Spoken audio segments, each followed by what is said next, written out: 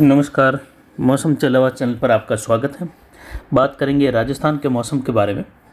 अभी सुबह का 8 बजे का मौसमी विश्लेषण है और वर्तमान मौसमी प्रणालियाँ देखें तो तमिलनाडु के सटे हुए क्षेत्रों के आसपास एक चक्रवाती हवा का क्षेत्र है और दक्षिण पूर्वी बंगाल की खाड़ी के आसपास भी एक सर्कुलेशन उभर रहा है। वहीं अरब सागर में देखें तो पूर्वी मध्य अरब सागर में दक्षिण पश्चिमी महाराष्ट्र के क्षेत्रों की ओर मुंबई से लगभग जो है यहाँ पर 550 किलोमीटर दूर एक वेलमार्क सिस्टम, एक निम्न दबाव बना हुआ है जो एक अच्छी मौसमी प्रणाली कह सकते हैं, जिसका प्रभाव बड़े क्षेत्रों तक देखा जा रहा है। वहीं बंगाल की खाड़ी के उत्तरी भागों पर उच्च दबाव की गतिविधियां हैं, पर उत्तर राज्यों पर भी एक सर्कुलेशन चक्रवाती हवा का क्षेत्र है। उत्तर पश्चिमी राजस्थान और इससे सटे हुए क्षेत्रों पर एक एंटी साइक्लोन की स्थिति बनी हुई है, जबकि यहाँ पर देखें तो राजस्थान के दक्षिण पूर्वी, उत्तर पूर्वी और दक्षिण पश्चिमी इलाकों के आसपास तक बंगाल की खाड़ी से दक्षिण पूर्वी हवाएं पहुँच रही हैं, जबकि इसके विपरीत राजस्थान के उत्तर पश्चिमी, उत्तरी इलाके और पश्चिम के इलाकों में एंटी साइक्लोन की हवाएं बनी हुई हैं और यही हवाएं बंगाल की खाड़ी तक भी जा रही है। एक उच्च दबाव की गतिविधियों का क्षेत्र उत्तर पश्चिमी अरब सागर के आसपास से लगाकर ईरान और आसपास के क्षेत्रों पर भी बना हुआ है। वहीं बंगाल की खाड़ी में आने वाले दिनों में देखें तो एक प्रभावी सिस्टम बनने की संभावना है, जो कि निम्न दबाव और फिर वेलमार्क बनते हुए डीप डिप्रेशन बन सकता है और उसके साइक्लोनिक स्टॉर्म बनने की भी संभावना है।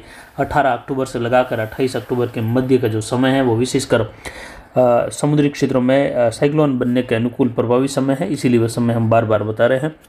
और वही सिस्टम तमिलनाडु के आसपास से होते हुए कर्नाटक होते हुए आगे बढ़कर अरब सागर में प्रवेश करेगा लगभग 17-18 तारीख के आसपास, और ये अरब सागर में पुनः मजबूत होते हुए चक्रवाती हवा के क्षेत्र के प्रभाव के बाद ये डिप्रेशन की स्थिति तक जा सकता है और पुनः जो है ये यहाँ पर भी संभावना रहेगी कि ये साइक्लोनिक स्टॉर्म बन जाए।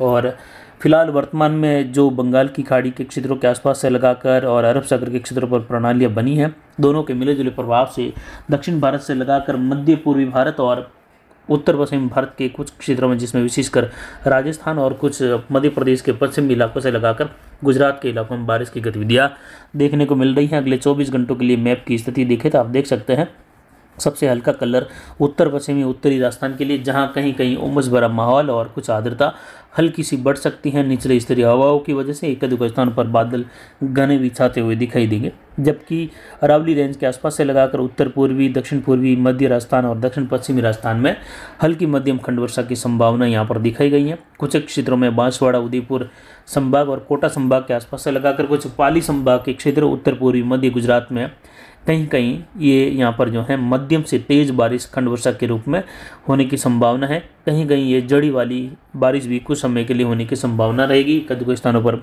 अरावली रेंज में भी इस प्रकार की संभावना रहेगी। आज 11 अक्टूबर 2024 का दिन है। आने वाले दिनों में वर्षा की गतिविधियों की संभावनाओं में देखें तो विशेषकर 12, 13, 14, 15 और 16 अक्टूबर के दौरान राजस्थान के कई जिलों में मौसम खराब रहने की संभावना है। मेघ गर्जन, बिजली चमक के साथ वर्षा की गतिविधियां देखने को मिलने की संभावना है। कुछ जगहों पर उस दौरान मध्यम से तेज हवाएं चलती हुई भी दिखाई देगी। फिलहाल यहाँ पर एक सवाल था कि क्या इस दौरान ओलावृष्टि की गतिविधियाँ होगी, तो बिल्कुल नहीं। ओलावृष्टि की गतिविधियाँ कहीं पर भी राजस्थान में देखने को मिलने की संभावनाएं फिलहाल इस सिस्टम की बारिश की वजह से नहीं है। WD की गतिविधियों के दौरान ओलावृष्टि की गतिविधियों की संभावनाएं काफ़ी अधिक बढ़ जाती हैं और उस दौरान ओलावृष्टि भी देखने को मिलती हैं, लेकिन इस मौसमी प्रणाली की वजह से कहीं पर भी जो है यहाँ पर खंड वर्षा के दौरान या मध्यम तेज वर्षा के दौरान ओलावृष्टि की संभावनाएं फिलहाल नहीं है। और यहाँ पर जो प्रणाली बनी हुई है वेलमार्क के रूप में, ये जो है डिप्रेशन बनने की संभावना काफ़ी अधिक है आज, और ये डिप्रेशन बनते हुए उत्तर पश्चिम में बढ़कर फिर पश्चिम के झुकाव की ओर सलालेह की खाड़ी की ओर, ओमान की ओर बढ़ने की बहुत अधिक संभावनाएं हैं। इसके बारे में जिक्र भी किया था 2-3 दिन पहले कि ओमान के आसपास, सलालेह की खाड़ी के आसपास जो वायु दबाव में कमी या बढ़त होती है, उसका प्रभाव भारत के क्षेत्र पर और विशेषकर अरावली रेंज के क्षेत्रों तक भी दिखाई देता है ज़रूर। और ये कई बार ऐसा देखा गया है जब इन क्षेत्रों पर होने वाली कम दबाव की स्थितियों का प्रभाव राजस्थान के दक्षिण मध्य इलाकों तक भी, अरावली रेंज तक भी देखा जाता है। दूसरी प्रणाली बंगाल की खाड़ी में उभर कर प्रभावी होने की संभावना है और उसके भारत के पूर्वी, दक्षिण पूर्वी तटीय किनारों के आसपास से अंदरूनी क्षेत्रों में प्रवेश करने के बाद अरब सागर में प्रवेश करते हुए यहाँ पुनः प्रभावी होने की संभावना है। और पुनः एक बार यही पैटर्न देखा जाएगा जो वर्तमान में अब 11 से लगभग 16 अक्टूबर के मध्य देखा जाएगा राजस्थान में।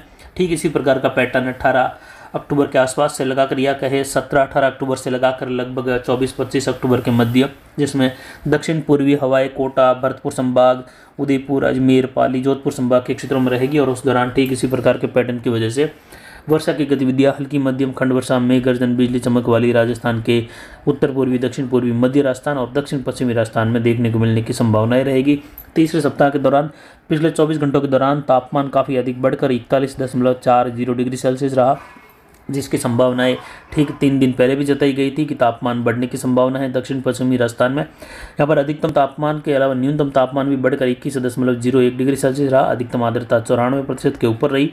न्यूनतम आर्द्रता जो घटी थी वह बढ़कर कुछ हल्की सी 45% के ऊपर दर्ज की गई। वायु दबाव घटकर 1010 मिलीबार के आसपास दर्ज किया जा रहा है और लगातार इसके घटने की संभावना है। 1078 मिलीबार तक भी पहुंचने की संभावना है। हवाएं दक्षिण पूर्वी दिशा से लगातार यहाँ पर बनी हुई हैं और ये 6 किलोमीटर प्रति घंटे की रफ्तार तक अधिकतम दर्ज की जा रही है। जवई बांध का गेज बढ़कर 58.75 फीट दर्ज किया जा रहा है और ये आखिरी जो पखवाड़ा है इस जवई बांध में जल आवक के लिए वो फिलहाल अभी है। यानी मानसून सीजन के दौरान हमने बार बार बताया था कि जवई बांध के इस बार भर जाने या छलक जाने की या पूर्ण रूप से ओवरफ्लो होने की जो संभावना है वो पहले पखवाड़े के दौरान अक्टूबर में संभावना रहेगी। उसके बाद जो है ये स्थितियाँ यहाँ पर अरावली रेंज में जो वर्षा की गतिविधियों की बनती हैं पहले पखवाड़े के दौरान अक्टूबर में वो कम हो जाती हैं, नगण्य हो जाती हैं, तो फिर इस प्रकार की संभावनाएं नहीं रहती कि कोई जल आवक यहाँ पर देखने को मिले जवई में। फिलहाल यहाँ पर पहले पखवाड़े के अभी भी 5 दिनों का समय पड़ा है और इन 5 दिनों में जवई बांध में जल आवक बढ़ती हुई देखी जाएगी। कुछ एक क्षेत्रों में नदी नालों में फिर से हल्का मध्यम बहाव भी देखा जाएगा इस बारिश की वजह से। और यहाँ पर अरावली रेंज, मारवाड़ जंक्शन, देसूरी, इन क्षेत्रों में भी अरावली रेंज के नदी नालों में हल्के बहाव की संभावना बनी हुई है अगले 5 दिनों के दौरान। किसान भाइयों के लिए विशेषकर देखें तो अब जो है फसल कटाई का जो कार्य चल रहा है विशेषकर पाली, मारवाड़ जंक्शन, सोजत, देसूरी से लगाकर या अन्य क्षेत्रों में जोधपुर, लूणी बेल्ट है, बालोतरा, बाड़मेर बेल्ट है, जालोर, सांचौर, सिरोही, राजसमंद, भीलवाड़ा, उदयपुर, अजमेर, केकड़ी से लगाकर, इसके अलावा देखें तो नागौर के आसपास से लगाकर भोपालगढ़, पिपाड़, सोयला बेल्ट, नागौर, कुचेरा, खींवसर बेल्ट से लगाकर भी फड़ौदी के और पोखरण के दक्षिणी इलाके, शेरगढ़, कल्याणपुर के इलाके हैं, यहाँ से लगाकर किसानों के लिए आने वाले 4-5 दिनों के दौरान ये सतर्कता या चेतावनी रहेगी कि आप फसल कटाई करते हुए लगातार फसल इकट्ठे करने कार्य भी लगातार साथ में करते रहे, फसलों को ढकने का कार्य करते रहे, थ्रेसिंग का कार्य करते रहे, नहीं तो आपके आने वाले दिनों में होने वाली वर्षा से नुकसान संभव है।